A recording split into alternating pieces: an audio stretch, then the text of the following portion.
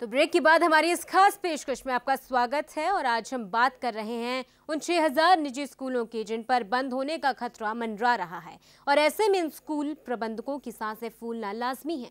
इन निजी स्कूलों की माने तो इनके सामने सबसे बड़ी समस्या जमीन की शर्तों को पूरा करने की है। हालांकि ये स्कूल डेडलाइन खत्म होने के बाद भी सरकार से किसी न किसी तरीके की राहत की आस लगाए बैठे हैं। स्कूलों के लिए मान्यता की शर्तें न सिर्फ सख्त हैं बल्कि लचीलेपन की कमी भी इनमें साफ नजर आती है। स्कूलों के सामने सबसे बड़ी समस्या जमीन की है। ज्यादातर स्कूल शहरी इलाकों के बीच बने हैं जहां इनके लिए अतिरिक्त जमीन हासिल करना बिल्कुल असंभव है। इसके अलावा जो स्कूल बाहरी इलाकों में भी हैं उनके लिए भी आज के दामों पर जमीन खरीदना कोई आसान काम नहीं है। इनमें दिक्कतें जो है नॉर्म्स को लेकर आ रही हैं कि जो बिल्डिंग नॉर्म्स है ये पुराने स्कूल जो हैं लैंड और बिल्डिंग नॉर्म्स पूरे नहीं कर पा रहे, क्योंकि बिल्डिंग्स एक्सपेंड करनी इनके लिए बहुत मुश्किल हो रही है। उसके अंदर कई और कंडीशंस हैं, कवर्ड एरिया की कंडीशंस हैं या किसी की अगर सीढ़ियाँ छोटी हैं या और कई कंडीशंस जो बिल्डिंग्स को लेकर हैं, क्योंकि पुराने स्कूलों के लिए वो संभव नहीं है उसको एक्सपेंड करना किसी भी चीज़ को, तो वो चीज़ें इनके आड़े आ रही हैं। इन स्कूलों के लिए आधारभूत ढांचे को बेहतर बनाना भी कोई आसान काम साबित होने वाला नहीं है। चाहे भवन के विस्तार का सवाल हो या फिर बेहतर विज्ञान और कंप्यूटर प्रयोगशालाओं का मसला हो, इन सब पर स्कूलों को अच्छी खासी रकम खर्चनी पड़ रही है। ये कहना गलत नहीं होगा कि इस सारे खर्चे का बोझ प्रत्यक्ष या परोक्ष रूप से बच्चों को या फिर कहें अभिभावकों को उठाना होगा। छोटे स्कूलों को प्रॉब्लम ये आ रही है कि अगर उनको अपग्रेड होना है तो उनको नए नॉर्म्स जो है उसके बाद लगेंगे। तो उन स्कूल जो आज 10वीं 12वीं के चल रहे हैं वो अगर वो 5वीं तक आज जाते हैं तो उसके बाद तो उनकी स्ट्रेंथ जो 80% स्ट्रेंथ निकल जाती है, तो वो एकदम बंदी के कगार पे आ जाएंगे। तो हम सरकार से ही गुजारिश कर रहे थे कि जो अपग्रेडेशन है कि ठीक है सरकार उनको छोटे लेवल तक मान्यता दे दे, हमें कोई दिक्कत नहीं, लेकिन अपग्रेडेशन के लिए उनको पुराने नॉर्म्स के तहत अगर रिलैक्सेशन दे दे कि अब कभी अपग्रेड होना चाहें तो पुराने नॉर्म्स के तहत हो सके, तो उससे इनको काफ़ी बड़ी राहत मिल सकती है। निजी स्कूलों की इन समस्याओं के प्रति सरकार का रुख भले ही हमदर्दी भरा रहा हो, लेकिन आरटीई के सख्त प्रावधानों के बीच इन स्कूलों को ज्यादा राहत दे पाना सरकार के लिए भी आसान नहीं है।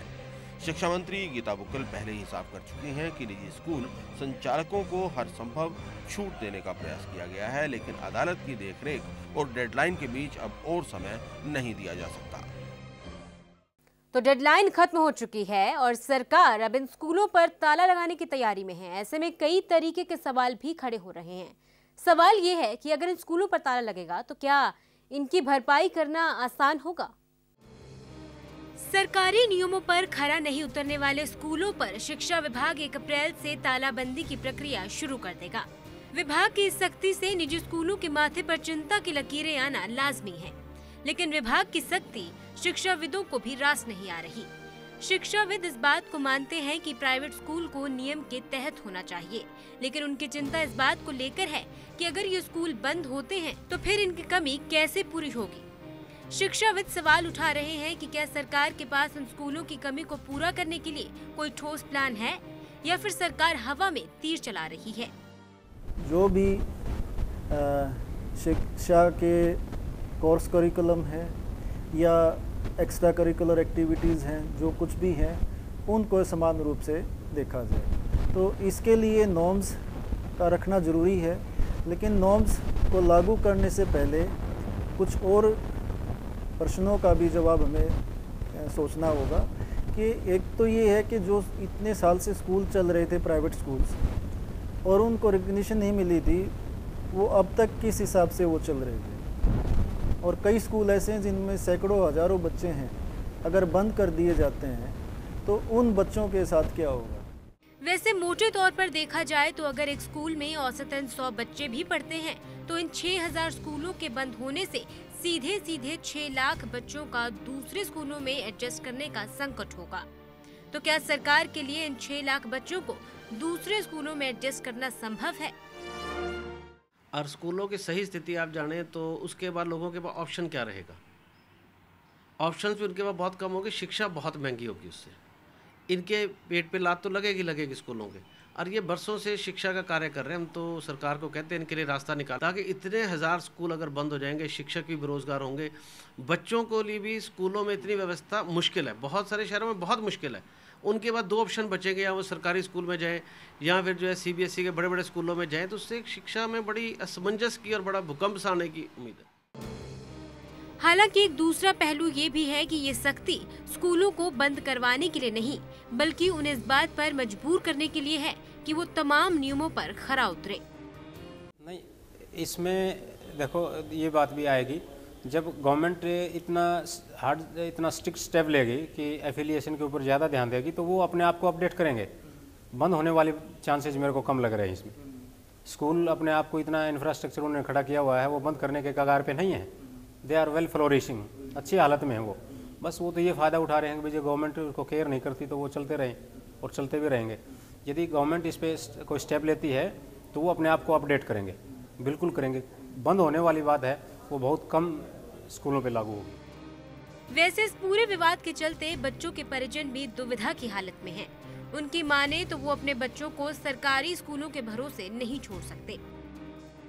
तो एक ये सिद्धांत है, अगर आपको छोटी रेखा है उसके पास में बड़ी रेखा खींचनी पड़ेगी। वो रेखा बड़ी तब होगी वो छोटी के सामने बड़ी खींची जाए। तो इसका एकमात्र समाधान ये है कि सरकार अपने स्कूलों में ज़्यादा से ज़्यादा सुविधाएं दे, अच्छा इंफ्रास्ट्रक्चर खड़ा करे। तो ये तो एक सिद्धांत है। छोटू राम जी ने कहा है कि खुद ही को कर बुलंद इतना कि खुदा पूछे कि बता तेरी रजा क्या है। तो गवर्नमेंट स्कूलों में इतना अच्छा इंफ्रास्ट्रक्चर पैदा करे कि लोग खुद ब खुद उन स्कूलों की तरफ भागे हुए जाएं, जैसे प्राइवेट स्कूलों की तरफ जा रहे हैं। न कि इसका इलाज बंद करना प्राइवेट स्कूलों को नहीं है, सरकारी स्कूलों में सुविधाएं देकर ज़्यादा से ज़्यादा ही इसका समाधान हो सकता है। इस बात में कोई दो राय नहीं कि बहुत से प्राइवेट स्कूल ऐसे भी हैं जिनके बच्चे अक्सर टॉप आते हैं, लेकिन वो शिक्षा विभाग के नियमों पर खरा नहीं उतरते। तो ऐसे में इन बच्चों के लिए विभाग की ओर से पढ़ाई की क्या व्यवस्था है? वैसे शिक्षा मंत्री भी इन स्कूलों के बंद होने के बाद उत्पन्न होने वाले संकट से वाकिफ हैं, लेकिन ऐसा करने के पीछे वो कानून का हवाला दे रही हैं।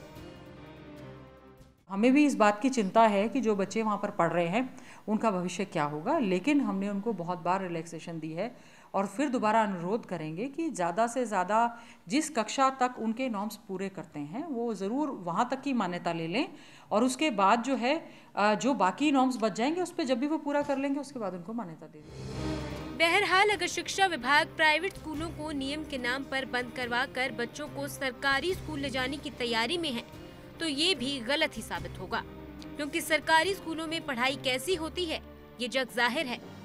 ऐसे में डर है कि कहीं शिक्षा का अधिकार मजाक बनकर ना रह जाए।